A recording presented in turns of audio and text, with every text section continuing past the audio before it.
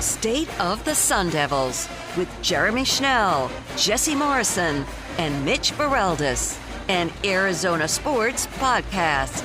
Hello and welcome into another edition of State of the Sun Devils alongside Mitch Bareldes. I'm Jeremy Schnell. No Jesse today, but we got you covered. We're here to talk about Sun Devil men's basketball. I sound way too excited about this team right now with my voice being so high, even though they've lost 5 in a row, Mitch. I think you're just excited that we get to podcast this week, right? Is that what we're excited about? Yeah. Breaking news, Jeremy will be out next week. Oh, yes. I have a certain commitment that I have to... A big life commitment, I am getting married next Sunday, so shout out to my fiance and future wife, Marie. And we... you guys will have it covered next week, I assume. Hold it down. Yes. Jesse and I will. We may have a special guest host. Possibly. For the times that you're gone. So I won't say too much, but Jesse and I will be here while Jeremy's gone. That'll be pre-U of A game, post-Utah game. So some big games to react to. Yeah, you'll have a lot to talk about. And that Utah team is pretty dang good and been playing well until yesterday's game, which we will get to in a little bit. We will get to yesterday's ASU game right now. Arizona State lost by 12. It didn't feel that close, especially in the first few minutes of the game, Mitch. We just kept looking up at the score and we're like, 19-2. Oh, 21-3. I mean, it was what? Colorado scored, was it 13 or 12 points before ASU got there first? Well, let's look at the play-by-play. Let's look at the play-by-play. It was 12. In ASU fashion, of course, they get to the free throw line and their first point comes from a free throw, but they miss the second of the two. In typical ASU fashion, the only way they can get points is by going 50% from the line. I was a lot angrier earlier in the game, I think, than I am now. I'm kind of reserved at this point because credit where credit's due. To be down by as much as 18 and to make it a 4-point game late, I think that says a lot about this group of guys, that they're not just going to give up, per se. They haven't played well, but there's a difference between not playing well and not giving up. And I think we've seen that a lot this year, that this ASU team, even when they're at their lowest point in the middle of a game, they at least try to make something out of it. And getting this game yesterday to at least a 4-point game is admirable. They still got whipped yesterday. Offensively, they were outscored by Colorado. I think Colorado at one point was shooting 50% from the floor to ASU's like 39 or 40. It was complete control from Colorado from start to finish, despite the little runs that ASU was able to put together. And Mitch, to look at what Colorado has done this season, they kind of started off slow in Pac-12 play. Yeah. Had a couple losses in the middle of Pac-12 play, but they really have turned it around as of late. They had those four straight wins, a bad loss to Washington State, and then a tough loss to Utah, but then bounced back against ASU. What I'm trying to say here is ASU kind of peaked at the wrong time this season. Yeah, and that was at the beginning of the Pac-12. It's kind of the inverse, right? Yeah. ASU starts 4-0 in conference play, and then coming up next is this big weekend in Washington where you only have the one game because they're not going to play the Cougars this year, at least in Washington, to my knowledge. And they made a really great, impressive showing in the first half, and then all of a sudden it completely fell apart in the second half, which was similar to what we saw in non-conference play. So I almost wonder, should we be surprised that we're staring at the team that we are at this point, 11-12 on the year, lost their last 7 of 8 games, the only win the USC game that the three of us were at a few weeks ago. And at this point, I almost see it as, yeah, they probably should have beat USC because USC's not that good this year. All the other teams that they played in the conference, they're actually better than I realize, just based on how they played against the Sun Devils. And USC was missing 2 of their best players as well. And so they really had to win that game, and they did. But to your point, should we be surprised? No, because we kind of felt like this team was going to struggle a little bit. The only reason I may be a little bit surprised, Mitch, is because of the start they got off to in Pac-12 play. Mm-hmm. We're like, maybe this team is coming together. Maybe they're figuring out some of the chemistry stuff. And then Adam Miller started to struggle a little bit, and then there was some defensive issues.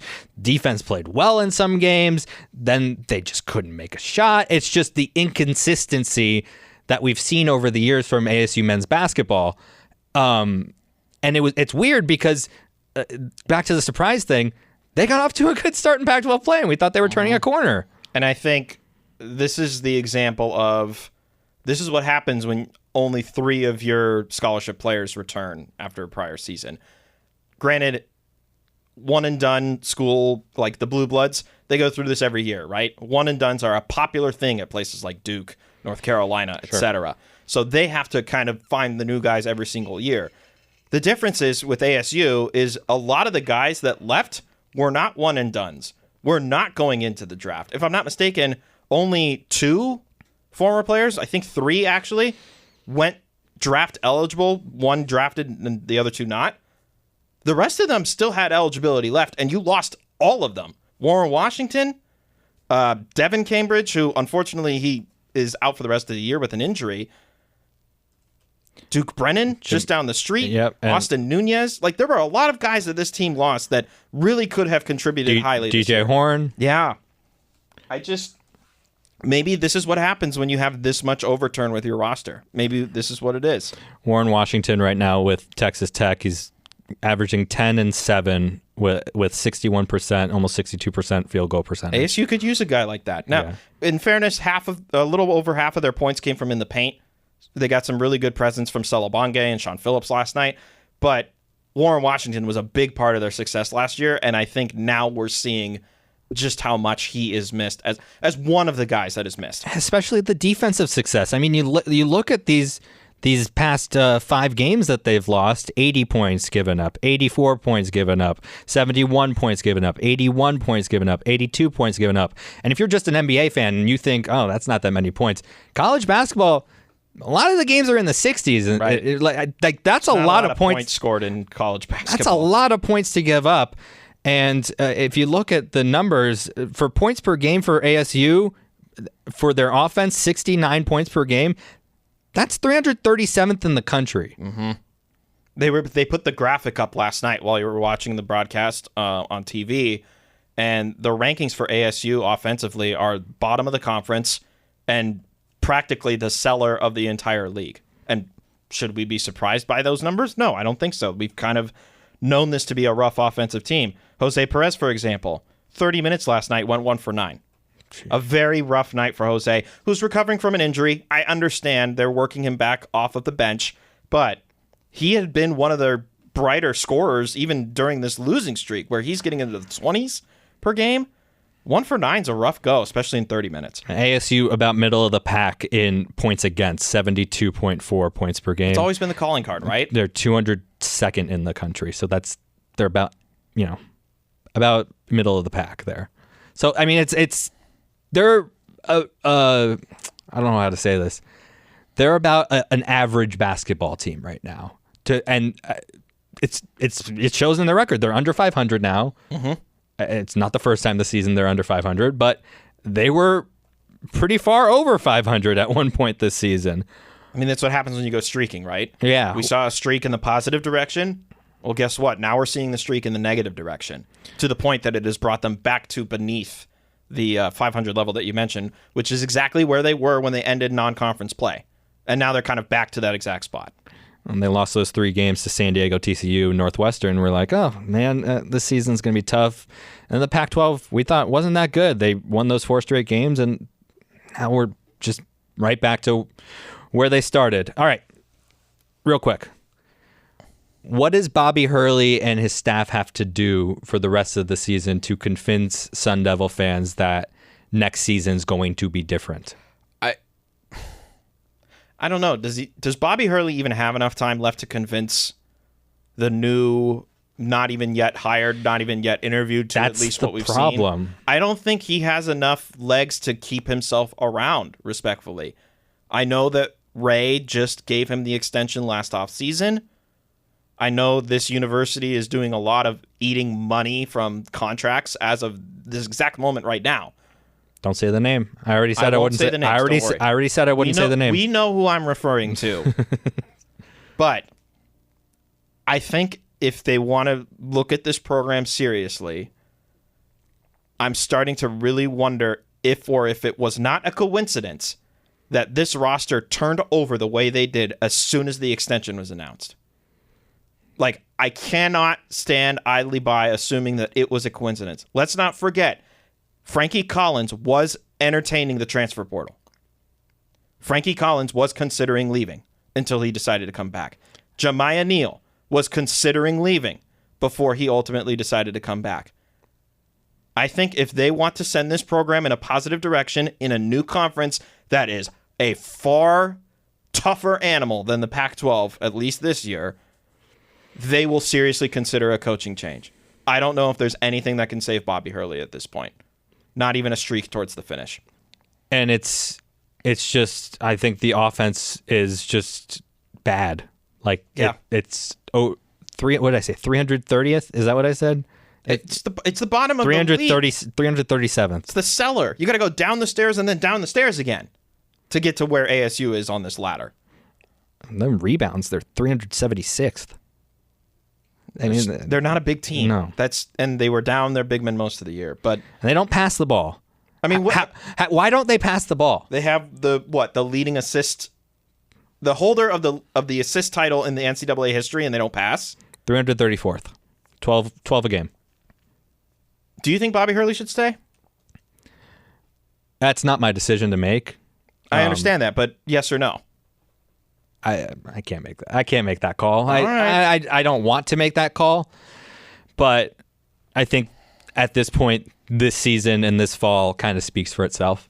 Yeah. And unfortunately, time is running out, and we're just gonna have to see what happens. And Mitch, we were at that game at the Footprint Center when they played against Northwestern. That looked like a coach that was fighting for his job. And he sold himself in that post-game press conference. And that press, we all heard it. And then they turned it around right after that game. Mm-hmm. Well, then what happened after that? Like, what happened after that 4-game winning streak where they lost to Washington, but then were able to bounce back the next week, pick up a win against SC? Like, what happened? I don't understand why this team is as streaky as it is. He needs to, have something. He needs to motivate this team somehow in order to get them back into this. Real quick, Arizona State takes on Utah on Saturday. That's a 6 p.m. start. You can listen to it on the Arizona Sports app.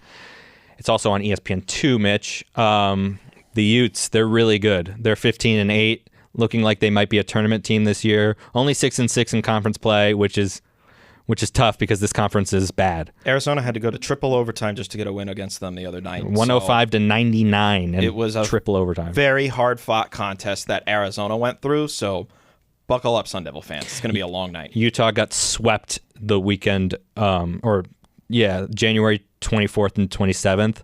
They got swept by the Washington schools up in Washington. Bounced back against their rival Colorado, and then tough loss to Arizona yesterday. Which was it Thursday now? Yeah. Yeah. Look at the Pac-12 standings real quick. Arizona on top, 9-3 in the conference, 18-5 overall. Then Washington State just been on a roll right now. Can I recant of my dissing of Washington State, who obviously has been doing a lot better as of lately when I claim that their record is what they are and like down in the cellar with Cal and Oregon State. Recantation over. All right, continue. They've won 7 of their last 8. ASU has lost 7 of their last 8. So that'll do it. Yep. There's that. So that's what Pac-12 looks like right now. And Washington State, Oregon, Utah, and Colorado looks like they have a chance to make the tournament this year after we thought this conference was going to be terrible this year. Everybody seems to be kind of turning it up at the right time, and ASU is not. This is the part of the season where you prove yourself. I think Arizona automatically is going to crack the tournament, as they typically do. They've had their bad losses this year, but they're still considered one of the best in the country. And, I am kind of curious about Colorado because they got 3 guys, KJ Simpson, who had it rough last night, Tristan Da Silva, and Cody Williams, who are really good basketball players who have really carried the offense for them for most of the year. Cody Williams could be the number 1 pick this year. Right. I think that says a lot about the draft class too. But at the same time, those are 3 really good guys to help carry a team and contend for one of those field of 64. Mitch, he is shooting amazing right now, Cody Williams. It's funny, too, because he only took 9 shots last night. He's 56% from the field, but this is the kicker. 48% from 3. That's really good. 14.4 points a game. Again, that's really good in college basketball. This kid's just a freshman. 6'8". He's still growing. Like Tad Boyle, man. How'd you do it? Tad? Tell us. From Gilbert, by the way. Anyway, football? Are we finally going to get those allegations taken care of? Yeah, so we had just missed on this reporting when we had last potted. Dennis Dodd of CBS Sports put it out last Friday, I believe, that it sounds like the NCAA and ASU are close to concluding those negotiations. To which I say, just in time, right? Only 2.5 years it took.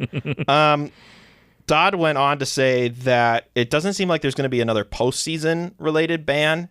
Sounds like ASU's self-sanctioning was enough in the eyes of the NCAA, but there is going to be some show cause penalties to Herm, Antonio Pierce, and then you said the name. You know what I meant. He who shall not be named. And the rest of the staff members that were implicated in such things. So Adam Brenneman is included in that. And here's where I'm annoyed, is it sounds like ASU as a university is still going to get punished with recruiting sanctions and fines, which it's going to take Kenny Dillingham apparently a little bit longer to get this program where he wants to be if this school is going to be handed recruiting sanctions. The coaches are gone. The athletic director is gone. It's a totally new staff. Most of the players who were involved, if not all of them, are gone. What does this have to do? It's like that heist movie where you hate everybody in the heist after you've figured out what they've done, and they still get away scot-free. Ugh. I just don't understand the NCAA. How about that? Do you see that? I think it was it Dartmouth? No, it was Princeton basketball that they're unionizing. Do you see that? Oh yeah, no, I think you're right. It was I thought it was Dartmouth. I'm on it. Well, while you're looking at that, yeah, there's this whole era of name, image, and likeness has really started to create kind of what you would expect when it's employer to employee, right? You've now got university students that are considering unionizing so that they can get what they think is fair and equal pay. I don't know much about this exact example, Dartmouth. But did you find it? Dartmouth. Okay. I don't know much about this exact example, but I will say this is kind of a result of turning NCAA athletics into employer-employee, right? Even though employer doesn't directly pay employee as part of the rules, right? No, it's the third-party entity that's doing all this, right? Now, I don't know much about the arts and sciences program at Arizona State University, but let's say someone invents something while they're going to school here, and they have a professor that helps them invent something. What's to say they cannot get paid by the university? I see. And by whoever wants to buy that product, right? They can, right? Yep. When I went to ASU, I also worked for ASU, helping one of my professors. After I took his class, I was able to help him teach his next class, and I got paid for that. So why is it that these kids that are participating in an activity, which is basically what I was doing, why can't they get paid? And I think that, maybe this Dartmouth case can help out. We'll see. I'm curious about it, if nothing else, but I don't know how it's going to end. Sorry, went off script there, but I thought that was really interesting. It's okay. And it kind of goes to everything that we were talking about with all a good conversation, right? All the allegations against ASU. Thankfully, has nothing to do with NIL stuff, like some schools, Florida State. Casual dig at the Seminoles. There you go. Oh, I like Florida State. My mom went there, but man, don't do that stuff. ASU hockey, they swept Lindenwood. How about that? Back on track? Swept. Emphasis on the air quotes. If you're watching this, they swept them because apparently they have to choose whether the shootout counts or not. I don't know. It's like they talked to the coaches before the game and they were like, "Nah." I think that's literally what happened. So if you don't know what we're talking about, the first game they tied 4-4. They played an overtime period, and that was it. Nobody else got another goal. They do the shootout anyway, but it goes in the record books as a tie. And ASU won the shootout, so I don't care. It's a sweep to me. And then they killed them 5-1, both physically and metaphorically.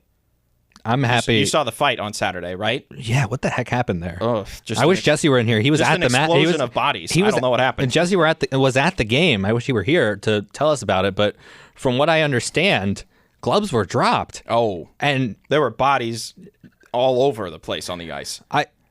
From what I understand, that's not allowed in college hockey. I don't think so. I don't think so. So we'll see. Just 4 home games left, so make your way out to Mullet Arena if you want to see some really good college hockey. We're recording this on Friday morning, so they have a match tonight against Alaska Fairbanks tonight, and then again tomorrow. Those are 2 of the last 4 home games left. Sheesh. So if you want to see some really good college hockey in a really good college hockey arena, go to Mullet tonight if you can. Emphasis on college hockey arena. Let's not dig it. I don't want to talk about that right now. I'm not here for that. Women's hoops, they lost to Arizona last week and only had that one game. They shooting. Okay, this is interesting. They went from one of their better shooting performances in their last. I think the stat I read was it was their best shooting performance since like 2018, percentage wise. Yes. And then they followed it up with this dud against Arizona.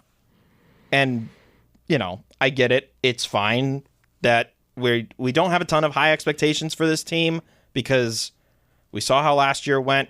2 wins is better than none, man. They lost one of their better players at the start of the year. That's an improvement. Yeah, they got their second conference win this year. Like, yay. And they kept progress. They kept it close against Arizona. Crisp has been fantastic this year. Really happy that she's really stepped up in the scoring role. It's nice to see. Really happy that she has stepped up. Just her past 4 games, 16 points, 16 points, 13 points, 15 points.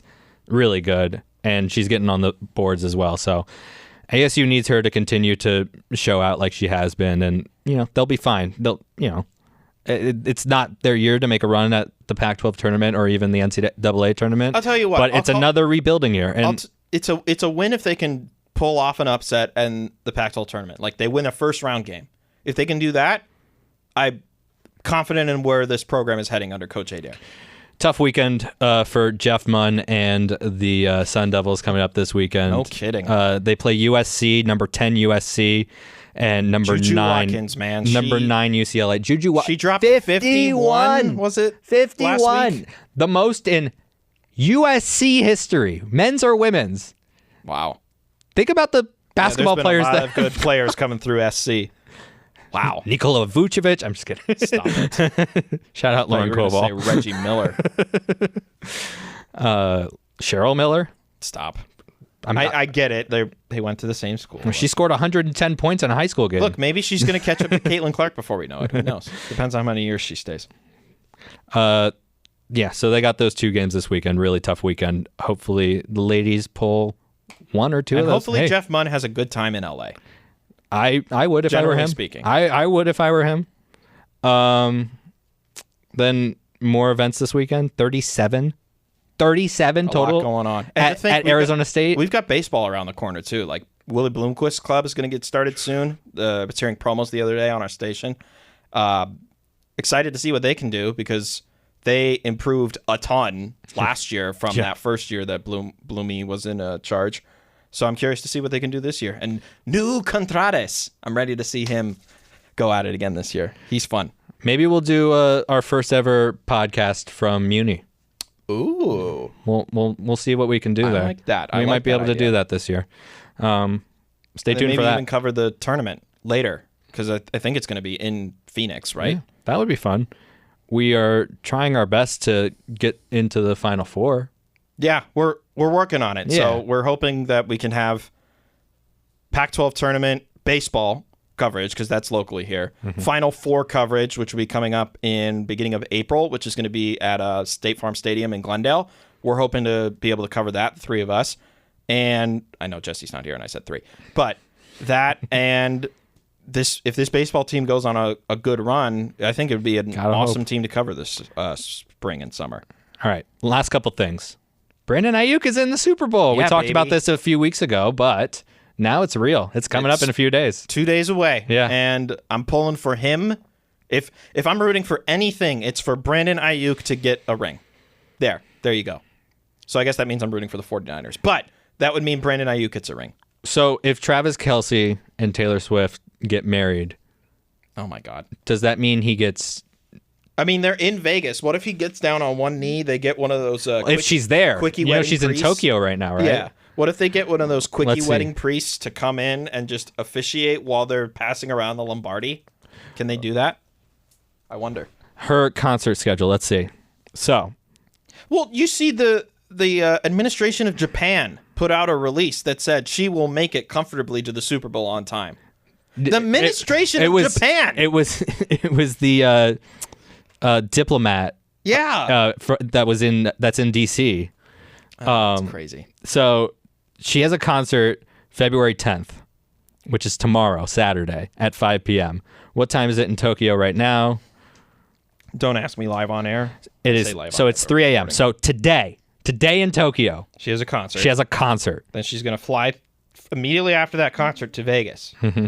You think it'll work? Do you think she'll make it? Oh, she's got one of the best private jets in the world, Jeremy. I know, as everybody has been pointing out this week with her carbon footprint and all that. Yeah. Speaking of politics, we don't talk about politics on this. No, we don't, but this one's kind of funny. It's interesting. So there's a legislator in the state house, right? I think, or the state senate, one of the two. It's again, I don't talk politics. It's Senator Jake Hoffman. Oh, you're just calling him out. Well, I'm you're giving nothing's hiding. Nothing's being hidden here. You're giving information. Senator Jake Hoffman proposed Senate Bill 1279, which is quoted as saying, "It's a desecration of our public property in the United States of America and in the state of mind of Arizona for a satanic display, memorial altar, etc., to be on public property." That was a quote from Hoffman, apologies. But essentially what the bill is proposing is the prohibition of satanic memorials, statues, altars, or displays, or any other method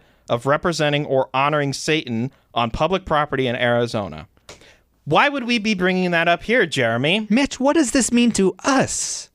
What could this possibly mean to us? Oh! That guy. This guy. That guy. And that guy. So you brought him with you. Yeah, so credit where credit's due. And if you're not, we audio, we have podcast listeners audio as well. listeners, we got a YouTube video on this. For those unaware of what we're talking about, it took some of our other great friends who cover Arizona State to bring this up, so credit to them. But man, would we really have to say goodbye to Sparky the Sun Devil? We would if this bill got passed, but it's not going to get passed. So I think it passed the initial stage, if I'm reading the op-ed piece that I saw correctly. But where did Governor Hobbs go to school, Mitch? Is ASU alum Katie Hobbs going to say, yeah, I totally approve of this bill? So it was funny. Yeah. So this is not going to happen. I don't think so, but it is curious. But here, I'll ask you a question. Okay. Would you want them to go back to the Bulldogs? No, we got to be the Owls again. The Owls? No, I'm kidding. I think Bulldogs would be fun. But it's just like so mainstream. Bulldogs doing like push-ups. It's just so everybody's a Bulldog. Like there's so many Bulldogs, and I want to be unique, like the Sun Devils. Like I want to be unique. Like it would have to be something to do with sun. Like they would just take out the Devils and then. How about the Monsoons? Do you want the Monsoons? But then it's still dark. Okay, tell you what. Tweet us at AZ Sports Devils or reach us however. Tell us if Sparky the Sun Devil had to be removed as the school mascot, what mascot would you want them to be? At AZ Sports Devils. Tell us. We'll see if you guys reach out to us, but we'll also put out a poll. Yeah, we'll put out a poll. Yeah, and we'll see what everyone says. We'll do Bulldogs. We'll do Owls. Do you want to do the Normals? Yeah, the Normals was a thing. Or do we want to say like new mascot entirely? Yeah. Those are the four options. And then comment, and we'll probably put a social clip of us talking about it right now. Hi, guys. Hey, look, this is the clip. And cut. All right, go ahead. Yeah, anyway, Mitch, you got anything else that you want to speak on about ASU athletics? Go Brandon Ayuk, baby. Good for him. Go get that ring, buddy. So happy for him. We didn't even talk about what happened in the men's basketball game. We were just Yeah, they started off crappy, and then they... I mean, that's kind of what it was, right? I mean, they kind of shot their way back into the game, but...